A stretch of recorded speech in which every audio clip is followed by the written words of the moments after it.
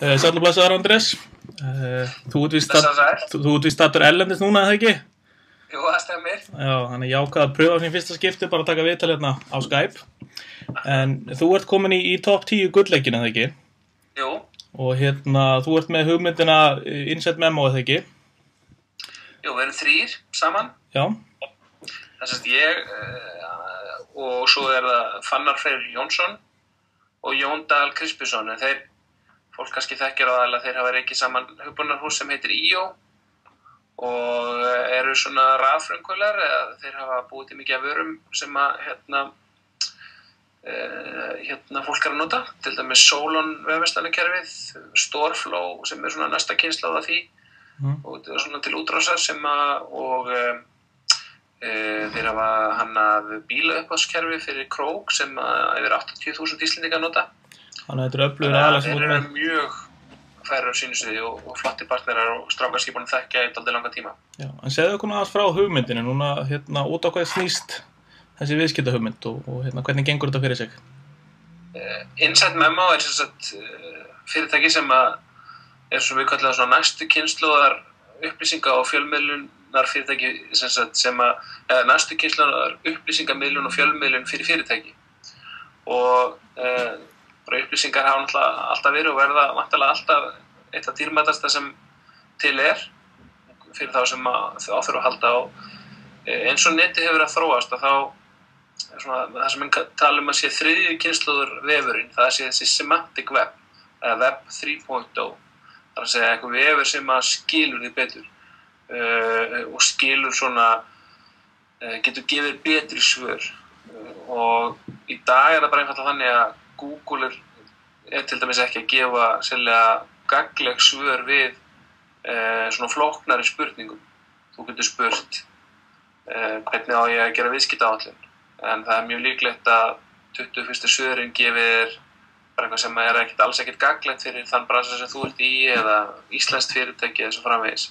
Þú getur verið að spurja hverjir eru bestu Ruby on Rails forritararnir í Reykjavík og viltu reyna að komast inn í þann geira vantar ráð eitthvað slíkan eða ert sjálfur slíku forritari eða þú getur fyrirtæki sem er að koma í viðskipti til Reykjavíkur eða vil vera fyrirtæki íslenskt fyrirtæki í Reykjavík sem vil fara í útflutning til Danmörkur eða sem vil stofna Delaware Corp í Bandaríkjunum og þá getur þetta fara á neti og leita þessum upplýsingum en það er mjög líklegt þú leitir lengi og finnir fullt af efni sem þú þarft ekki að halda og þetta er svona þannig að á endanum það sem kannski flestir gera þeir taka upp símann og reyna að finna eitthvað sem hefur tekist á við nákvæmlega þetta vandamál og ég ætla mér rauninni að koma þarna inn á milli að vera þessi sem að gefur þér upplýsingar eins og ef þú hefur tekið upp símann og hringt í tengslandið þitt þannig að við ætlum að vera með upplýsingar sem eru relevant fyrir lokal fyrirtæki. Þannig að við verðum í staðsettir í hverri borg þar sem við verðum staðsettir, við ætlum að vaksa með svona franchise-módeli þar að segja að við verðum með umboðsmenn í borgum við heiminn. Við reyndar að eiga fyrstu borgirnar sjálfir, byrja í Noregi, Svíþjóð og síðan Danmörku til þess að geta svona sýnt franchise-sögum upp á að svona rekstur geti staðið undir sér og skilja af því. Og við erum að safna verðmætum upplýsingum, listum, skjölum, stuttum rafbókum sem útskýra svona hluti og þú getur keypt fyrir lágt verð. Í dag eru alls konar svona módel þar sem að fyrirtæki að borga fyrir góðar upplýsingar. Bloomberg til dæmis, margir þekkja Michael Bloomberg, borgarstjóri í New York. Hann stofnaði fyrirtæki sem að safnaði saman dýrmætum upplýsingum skuldabréf og í dag rekur hann bara svona alhliða fjölmiðla fyrirtæki sem bæði selur áskrifendum og líka með opna fjölmiðlun.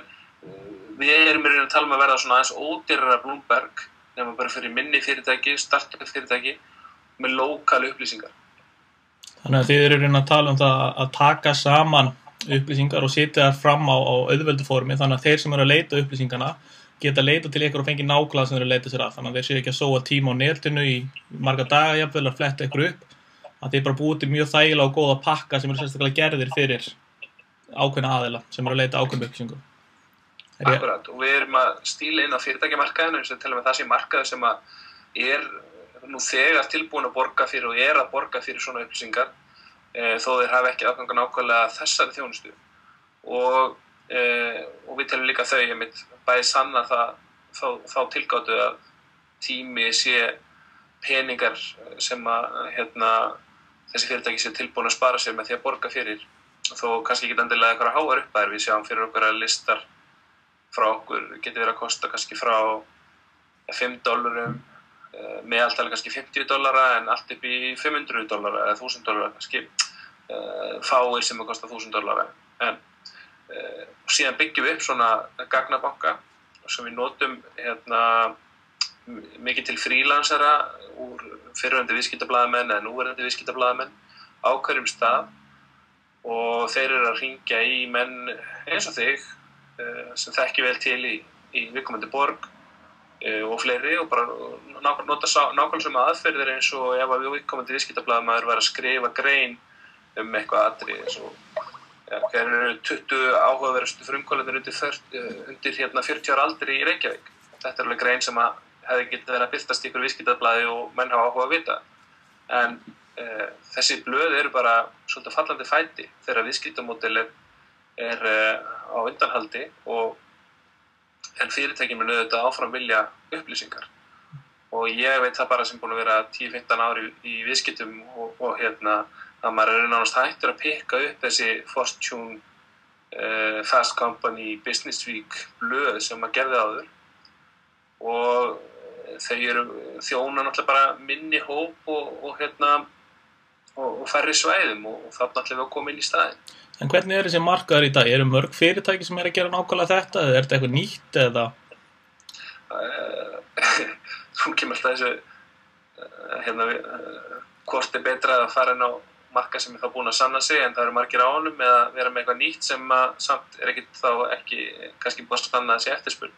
Við erum kannski frekar föllum í seinni flokkinn að það er ekki beinlínis þetta til.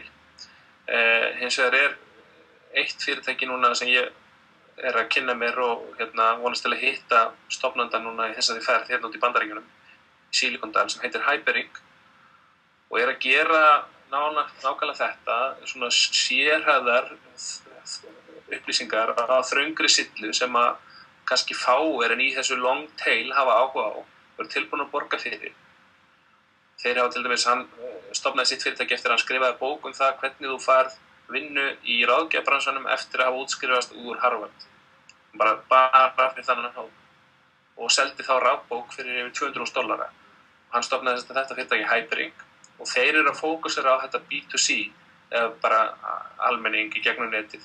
Meðan við munum kannski á okkar á Insight Memo og Hyperink er það að þeir eru að horfa á alla en við erum að horfa á B2B fyrst og fremst og svo erum við þennan lokalvinkil sem þeir eru ekki með sem við teljum hins vegar að skapi af eins og Facebook-runni það má líka þessu við það að ástæðan fyrir að Facebook er svona gagnlegt er að það þekkir þitt nánasta umhverfi, hver eru viniðinir og ættingjar og svoleiðis sem hefur rosalega góð áhrif á það hvaða upplýsingum hverju þú hefur áhuga á og þú hefur áhuga á upplýsingum þetta fólk að deila, greinum sem það er að deila og svo framvegis og læka og við teljum að sömuleiðis hafi það mjög mikil áhrif á spurningunum viðskiptaáætlun eða spurningunum hvernig á að skrifa fréttatilkynningu að þetta er bara svörum við þessu eru ólík eftir í hvaða borgum þú stendur. Fréttatilkynning sem að virkar til að senda út allan heim eða alla miðla í Bandaríkjunum það leiðbeiningar virka ekkert endilega eða ætlar að senda út fréttatilkynningu í Reykjavík. Já. En hvernig eru þið komið með einhverja tímasetningu á hvenær vefurinn myndi vera að koma í lofti eða hvenær þetta verður hvenær þið ætla að hefja þetta?